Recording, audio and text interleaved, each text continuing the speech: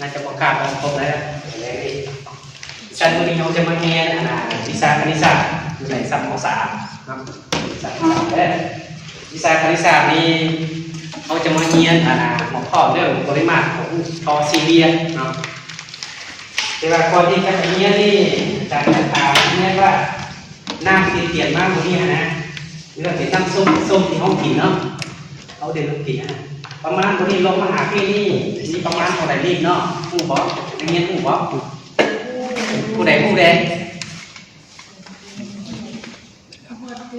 กับประมาณเลยเท่าไหร่นี่ชื่อบอก500มิลลิลิตรเอาผู้อื่น250 400 ตามเด็กข้อวันนี้ลงมาสิเด้อเขาคนนับจากป่าเด้อตามที่วันนี้ลงหาพี่สิเด้อ400ไปเนาะเพื่อสอบหาขั้นตอนหรือว่าเรียนรู้น้ำกันเขามาสอบดูว่ามันมีเท่าไหร่ลักษณะของเรียนรู้น้ำกันในของข้อเองบริมาตรของผู้ทอซีเรียเป็นผู้ทอซีเรียก็คือเป็นเจ็ดสิบนะผู้ทอซีเรียเขาต้องเปิดตรงผู้ซีเรียมันเป็นยังไงครับจะเป็นเลยนะคือนักเรียนยังว่านักสมุดมีประมาณเท่าไหร่ดีนะผู้ทอซีเรียนี่ผู้เลยนะจำดีขึ้นจังดิจำเราเป็นผู้ทอซีเรียได้เรียนนำคดีลงมาที่เป็นผู้ทอซีเรียได้หรือว่าอันนี้ก็เป็นผู้ทอซีเรียบอกแม่บอกแม่เรียนมันคือใส่นี่เจอันนี้อ่ะแม่ถ้ามานะถ้าอันนี้ว่าใส่ไปที่นั่นเรียนนี่เขาหมายถึงเรียนอยู่นี่1 เรียน 2 เรียน 3 เรียน 4 เรียนหรือพอ4 เรียนเป็นเด็กสิได้เขาเข้าใจนะหรือว่าเป็นนี่กับด้วยกันกับเป็นผู้พอ4 เรียนด้วยกันเป็นพอเนาะมันจะมี1 เรียน 1 เรียน 2 เรียน 3 เรียน 4 เรียนนะ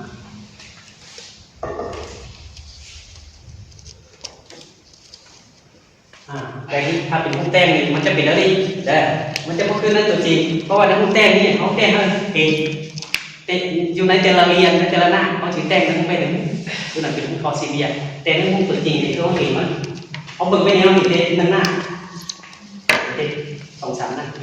มันจะมองเห็นมันจะมี1 2 3 4มันจะมี4 หน้าที่เป็น4 เรียนเนาะเป็นคอซีเรียแต่ในห้องแต้งแล้วตัวจริงที่เขาใส่ในปืนเขียนมันจะเป็นซิเนาะอันนี้แม่ผู้ทอซีเรียแล้วอยู่ในผู้ทอซีเรียตรงนี้นี่มันอาจจะว่าพื้นตรงนี้จะเป็นผู้จัตุรัสก็ได้เป็นผู้ซีเจซ่าก็ได้เป็นผู้ซีเจขั้นขนาดก็ได้หรือเป็นผู้ต้องจำก็ได้เดี๋ยวนี้นี่พื้นเป็นผู้จัตุรัสถ้าว่าเนียนเป็นด้วยนี่ลองสังเกตว่าเป็นผู้ไงเป็นผู้ต้องจำนะถ้าเขาเป็นอย่างเดียวนั้นถ้าเชื่อเปลี่ยนผู้ซีเจคาดขนาดเลยมันนะอันนี้เองอย่าเข้าใจอันนี้นะบัดนี้หลังจากที่เขาเข้าใจแล้ววันนี้เขาจะไปสอบได้เรื่องปริมาตรตัวนี้มันมีเท่าไหร่เขาต้องพุ่งสู้คิดไล่ต้องพุ่งสู้คิดไล่สู้คิดไล่ที่ไม่ได้นำเสนอในวันนี้นะสู้คิดไล่อันนี้ไม่ในกรณีที่ว่าเอาผู้ทอซีเรียนขึ้นที่เป็นผู้จัตุรัสเท่านั้นซึ่งเฉพาะเท่านั้นเพราะเฉพาะผู้จัตุผู้ขึ้นเป็นผู้จัตุรัสขึ้นเป็นผู้จัตุรัสผู้จัตุรัสเป็นผู้นะผู้บ้าชิคาสมึกผู้จัตุรัสไหนกันขึ้นตัวนี้แค่ตัวนี้ซีเบิ้งไม่ต้องมีขนาดเท่ากันเป็นผู้จัตุรัสเข้าใจนะแล้วขึ้นเป็นพุ่งจัตุรัสนี่เขาจะมีสู้ลายปริมาตรนี่ปริมาตรเท่ากันเพื่อที่ขึ้นพุ่งใส่ล้วนสูงวันนี้ล้วนสูงมันเขาหมายถึงตัวปิ้งในใส่เป็นสีดำเข้าใจครับแล้วนั้นล้วนสูงใส่เป็น H ไก่สีเขียวน้องคนเข้าใจแล้วจะได้ก็คือว่าดีขนาดในเรื่องอยู่ในเรื่องที่ขึ้นตัวนี้นี่ที่เขาเรียนม.2 ม.3 เนาะเขาเรียนอยู่ม.2 เราไปที่เป็นม.3 เนาะที่ม.2 เราไปเขาเรียนแล้ว เนื้อที่ของจัดรับให้ค่าคุณค่าก็เลยเอาเองอันนี้เขาได้เรียนอยู่ม.5 หรือม.1 ม.2 แล้วนะก็คือตัวบี้มันจะตั้งแต่เอาเองน้อยลูกน้อยอีกออกค่ามันคนใส่ค่าที่มันเป็นแล้วนะกับตัวเราใส่ตามนี้คือเก่าอันเป็นสูตรคิดไล่คนมากเนาะยังไงนะนี่อันเป็นสูตรไล่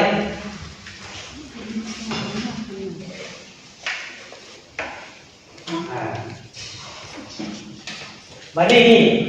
จึงได้ยกมาเป็นสิ่งในทีวีนะเพราะคนเป็นนิสัยเลยนำส้มตัวนี้มันเป็นสิ่งนะ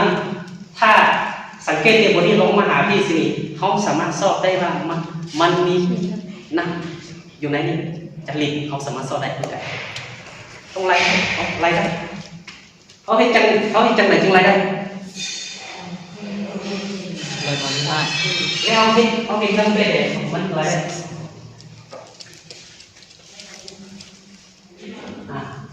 เป็นขั้นตอนเป็นขั้นทำอะไรนะป้าเป็นแท็กซี่เมื่อกี้เราอันนี้จะมีขั้นตอนขึ้นนะเดี๋ยวนี้ยังบอกว่ารู้สึกขึ้นอยู่ในข้อไหนนะบอกเชียวข้างในจะนำเสนอมันคืออะไรถ้าเขาอยากคิดอะไรเขาจะพูดว่ามีเท่าไหร่แค่เขาเป็นแนวไหนต้องใส่ไม้บรรทัดเทมารถซูมนี่ซูมเท่าไหร่ตามสูตรเลยเขาตั้งขึ้นไปบนสูตรนะเราเป็นแบบสุภาพเขาตัวเทตัว H นะเอาไม่เหมือนครับแต่กับวันนี้มาหายังจัดสักทีโอเคได้ใส่ไม่มาจัดเทเลยเนาะแล้วก็ค่านี้คือกับคือนี้โอเคที่กันโอเคมีนักเรียนอาสาสมัครเทศกาลเทศกาลแค่ดีมันสูงขนาดไหนนะประมาณในพิธีการแก้นี้เขาเบิ่งจากสูงมันอยู่ที่เหมือนว่าเขาเดินจากได้สูงนี้ไปมีเท่าไหร่14 สันติแล้วอยู่ในบนกันห้อง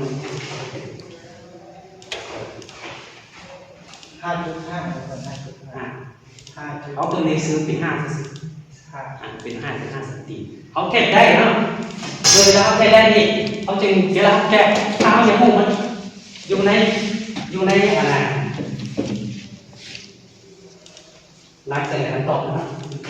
บอกกันตอบไปแล้วของว่าแต่ว่าเขาเป็นนั่นคือของว่าเนาะมาดีเขามาเขียนเลย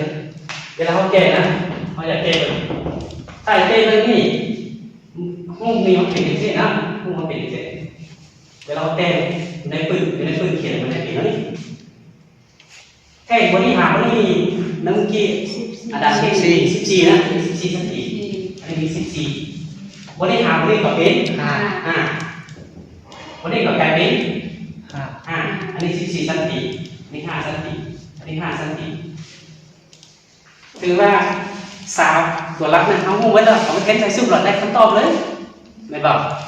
ง่ายมันก็ง่ายฉะนั้นซุ่มเขามีอย่างนี้ซุ่มนี้เดี๋ยวนี้เขาหูอย่างเขาหูตัว H นี่เอากับ14นะแล้วอย่างนี้ A เท่ากับ5ตัว A เท่ากับ5อีกไหมวะเขาเขียนในตัวก็ได้ใช่ไหมคืออยู่ในซุ่มมันส่งนะเดี๋ยวเขาเข้าใจเรื่องสู้นี้มันเป็นยังไงสู้นะมันมีสู้นี้นั่นคือว่าสู้นี้โอเคสู้เมนมีเนาะเอน้อยเป็นเอ็กซี่เหมือนกันมันเป็นอะไรสู้ขนาดเข้าใจนะจะได้เอาเทนไซแบบจะได้ทุกต่อใส่กันต่อมันเทนไซเอเป็นยัง5นั่นก็เป็น5ด้วยกันตัว H เป็นเท่าไหร่14นะจะมาทำบทอะไร5คูณ5มันเท่าเป็น2 5คูณ14คูณ14นักเรียนต้องไปตั้งประเด็นอะไรเนาะ25คูณ14 45นี่เอาไปเท่าไหร่2นะ2แล้ว42นี่เอาไปเท่าไหร่8 มาบวก2นี่ 10 10 1คูณ5เป็น 5 5 1 2 2 2บวกเป็น5ที่ 3 3แล้วก็คือเป็น3ไม่50ต้องใส่หัวน้อยเป็น เป็นเรื่อง เป็นลิตรสันติเมตรก้อนนะก็เป็นอย่างเช่นมันมีสันติอันนี้ก็มีสันติอันนี้ก็มีสันติอันนี้ก็มีสันติมันมี3แล้วคูณกันเขาถึงสันติกับ3เขาใจความหมายนะถึงเรียกว่า3ไม่50สันติเมตรก้อนแต่ละคำถามเราได้ถามว่ามีเท่าไรสันติเมตรก้อนนะฉันเขาเปิดตรงนั้นคำถาม คำถามคำ คำถามถามว่า มีจะดี มีชนิดฉะนั้นเขาเนี้ยเนี่ยแหละเขาถึงหัวมีชนิด แต่มันเป็นนิด แล้วเขาเต็มไปแล้วไหนหัว มันต้องมีสูตร มันตรงนี้สู้มีฉะนั้นสู้นี่มันเป็นเบสิกนะ สำหรับสูตรนี้ เขาต้องเรื่องกับเรียนหัวน้อยเขาเรียนอยู่สักหัวห้ามันมีการไล่นะเดซิเมตรก้อนนี่มันจะเท่า1เดซิเมตรก้อนมันจะเท่ากัน1ลิตร1เดซิเมตรก้อนมันจะเท่า1ลิตร1เดซิเมตรก้อนนี่มันจะเท่ากัน1ลิตรฉะนั้นนี่วันนี้เป็นซันติเมตรก้อนนี่เขาเปลี่ยนเป็นเดซิเมตรก้อนเปลี่ยนและฉะนั้นมันเป็นที่เปลี่ยนเป็นเดซิเมตรก้อนวันนี้แล้วจากนั้นมันพอเป็นที่มันเปลี่ยนเป็นเดซิเมตรก้อนถ้าอยากเปลี่ยนนี่ต้องเต้นนะผมว่าเด็กนะผมเป็นแบบ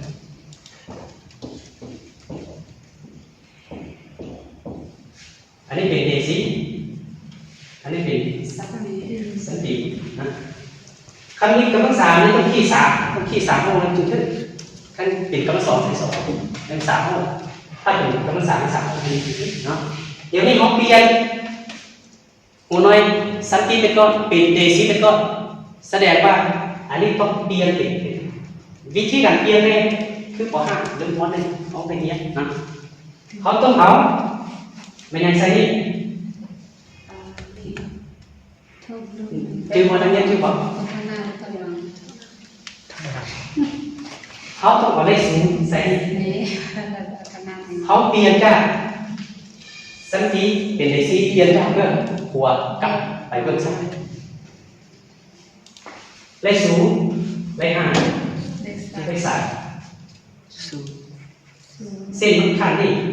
เขาเขียนข้อผิดได้แล้วนักเรียนส่วนไหนนี่เอาเดซิก็ยังข้อผิดแล้วเอาเลข0ใส่แล้วมันทุกเส้นนี่บ่ถึงแสดงว่ามันข้างพอดีละตื่นเลข0มันออกผิดมันทุกเส้นนี่ถูกต้องก็สรุปว่าอันนี้เราเป็น0.350เจอเลข0หลังเราไปก็ใส่นะก็คือมีคนหมายว่ามันในปริมาณที่เท่ากับ 0.35 เดซิเมตรก้อนเท่าจะรีบมาที่ถามว่าถามว่า มาเบิ่ง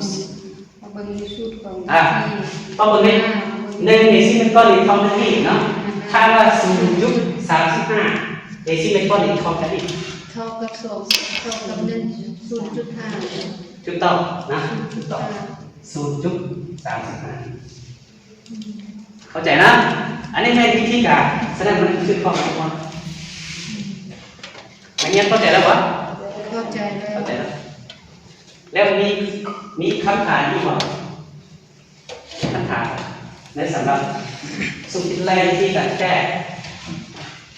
การที่ไรบนมา มีคำถามวันตื่มอยู่ลุมเนี่ยอาจารย์ ตัวใด เพราะว่าห้องแม่นั้น350เนาะแล้วเวลาตื่มมันต้องฮอดแต่ตัวนี้บอกแม่เล่า ไม่เส้นขั้นอยู่นี่นะเขาเปลี่ยนเรื่องนี้มันหาเรื่องมันต้องเอาพี่สิและศูนย์เขาตื่นกระแตก็ได้ติดหมดทุกคนเข้าใจนะเอาตัวเรื่องนี้คำถามวะนี่วะผมมีนะ มี เอาถ้าผมมีอาจจะทานได้ต้องได้วะ อาจารย์นี้ ทาน เป็นยังเลขศูนย์หรือว่าหาย เป็นยังไงสูงเอาตัวแรกเป็นยังไงสูงไหนคนจริงแล้ววันนี้เขาใส่ได้สูงไม่ได้เป็นอย่างที่ได้มาเปิดสมมติว่าเขาต้อง จากตรงไหนครับนะ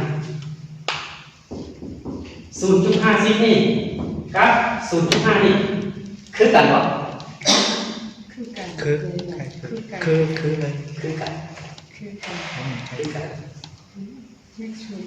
0.50 0.5คือกันเข้าใจนะฉะนั้นอยู่ในศูนย์ที่มันจะเป็นใช่แล้วถ้ามาอยู่หลังนั่นเวลาเขาจุดเลยมันจะกดใส่แต่ถ้าสมมติเรา0.501เป็นนี่เขาไปใส่0.51เป็นนี่ชื่อว่า ก็ ตัดกัน บ่ถูก แต่ในตอนนี้เขาจุดใส่ที่ตัวเลขศูนย์ไทยเป็นศูนย์ไปเป็นนี่มีความหมายเดียวกันป่ะ มีความหมายเดียวกัน มีความหมายเดียวกันต่อไปเข้าใจนะ ใช่ ยังมีคำถามป่ะถ้าผมมีการถามนะบ่มีนะถ้าผมมีถามว่า มี 0.35นี่เขาจะมีลิมิต แตกบ่ นักเรียนคนไหนตอบไปเองนะ 3.5 คิด แล้วทีนี้เป็นลิตรแล้วหรือวะถ้าเปลี่ยนเป็นมิลลิลิตรมันเท่ากับเท่าไหร่มิลลิลิตรเพราะว่าขวดหรือว่าตู้น้ำเนื้อใบนี่เขาจะใส่ของนายเป็นมิลลิลิตรนะ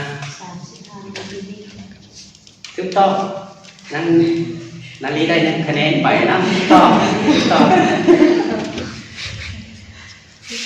นะใส่35หรอ ลิตรที่จะได้ว่าลิตร 35โอ้พ่อแม่ได้35โอเค บ่แม่นที่อาจารย์เตรียมไว้ ถูกต้องจากเทียนเกียรติคะแนนจากเกียรติผมจากเทียนเกียรติเกียรติคะแนนเนาะ ว่า 350 ลิตร 3เป็นอย่างที่พ่อ350วันนี้ตรงนี้กับเทียนปะ จะได้ไปคิด เราน้องเอามาเทียนเลย จะได้คิด ไปเลยดีไงไม่พอแล้วนี่ดีไงนี่ผู้ใดได้จะให้ส่งคะแนนผู้ใดเทียนได้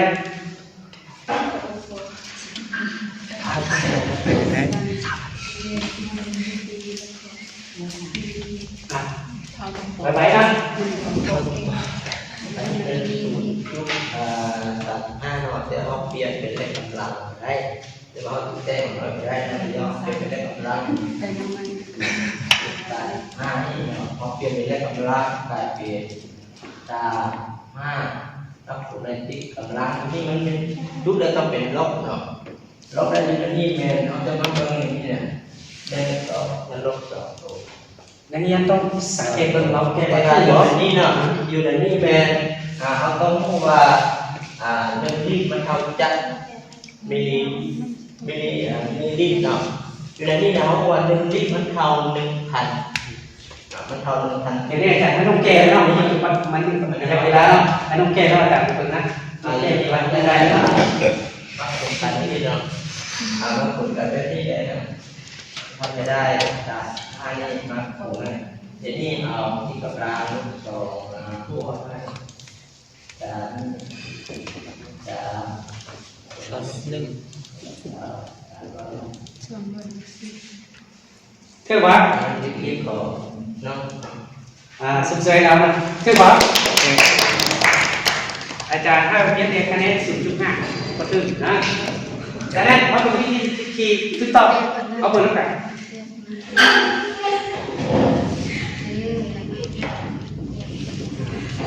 นี่คนที่ว่าต่อไปนะดีสิดูสิต่อไปสตีเหมือนว่ามิลลิเหมือนว่าเขาเปลี่ยนเลขเป็นมิลลิเลขต้องเรียกว่านี่อันนี้เลข0.0.35อันศูนย์นี่เขาต้องมาใส่วงนี้ถึงศูนย์ไม่อย่างนี้ต่อไป3 5ต้องเทียนไปหาห้องที่เขาต้องการเทียนเป็นมิลลิทำเทียนได้เลขเป็นมิลลิได้ถึง350ถ้าเป็นขั้นตอนที่ถูกต้องนักเรียนแต่ละคนต้องนำใส่วิธีนี้ถึงได้เด้อเอา ผ่านการเรียนอยู่ในสมองนี้เนาะคือเอาเรียนเรื่องกับจิไรโพลิมาแล้วกับตัวย่าถ้าคุณน้องคนนี้ต้องผ่านแล้วแม่ถ้าคุณน้องกล่าวได้แม่ตัวนี้ได้สู้กินไรได้ตัวนี้แหละหูทอซีเรียขึ้นปิดหูจัตุรัสวิธีการกินไรโพลิมาแม่ให้คือสู้ตัวนี้ให้ได้แล้วก็ไล่ได้ทุกต่อเนาะเรียกเขาจึงไล่ได้ว่าอยู่วันนี้มีเพียงแต่350มิลลิลิตรเท่านั้นหรือว่า 0.35 ลิตรนะเข้าใจเนาะฉะนั้นต่อเข้าไปพี่น้องจะเป็นผู้พอซีเรียนขึ้นเป็นผู้จัดราคามันยังเป็นซีพี่น้องเป็นรายได้ด้วยกันไปเท่กับรายได้ด้วยกันเนาะฉะนั้นในสมมตินี้อาจารย์จะไปเพียงตอนนี้นะสมมติหน้าเอาจะเรียนต่อไปก็คือถ้าเป็นขึ้นเป็นผู้ซีเจสันปริมาณจะรายได้เท่าไหร่สมมตินะเราเรียนรู้กันเนาะเอาเข้าใจแล้ว